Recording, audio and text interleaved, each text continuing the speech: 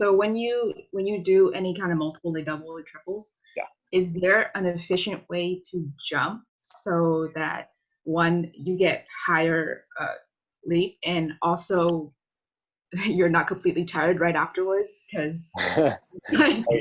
Right. can So maybe do a high jump, but like right afterwards, my legs are suffering and I'm just out of breath completely. yeah, no, that's a good question. I think we kind of split this into two different pieces, because the continuous bounding or the putting in reps is a little bit different than looking at one isolated moment of a bound, right?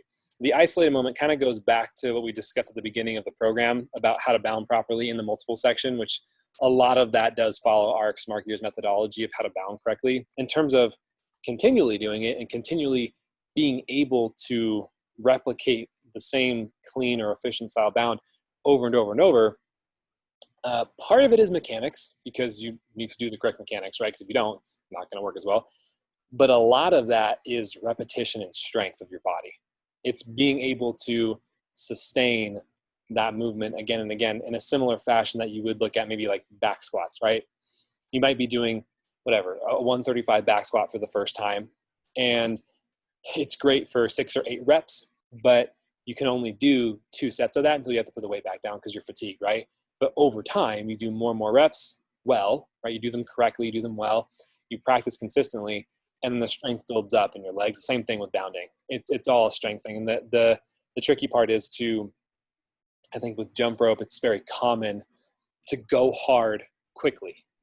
Like as soon as you get a triple, you want to do a triple with a cross. As soon as you get a triple with a cross, you want to get a TJ. Once you get a TJ, you want to go into a quad, right? And while you should always be testing out new skills and having fun and exploring, if your goal is to put together a sequence of 5, 10, 20 different double, triple quads, you do need to take the time to do, if the importance is to get the consistency in the rep after rep, you should lower the intensity of the individual skills so you can execute and successfully do 5, 10, 20 of those triples or quads or doubles in a row, right?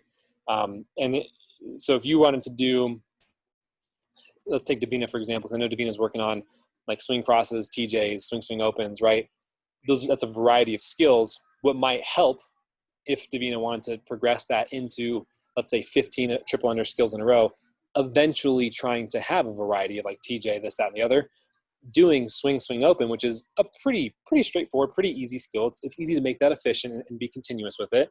If Davina did that, just a swing open, same side, just repetitive over and over for 10 reps, that probably would gas you at first because it's difficult, but that would allow you don't have to worry about the intensity of the individual skill, which allows you to focus on what your feet are doing, how you're bounding. You can rep those correctly to build up the strength over time.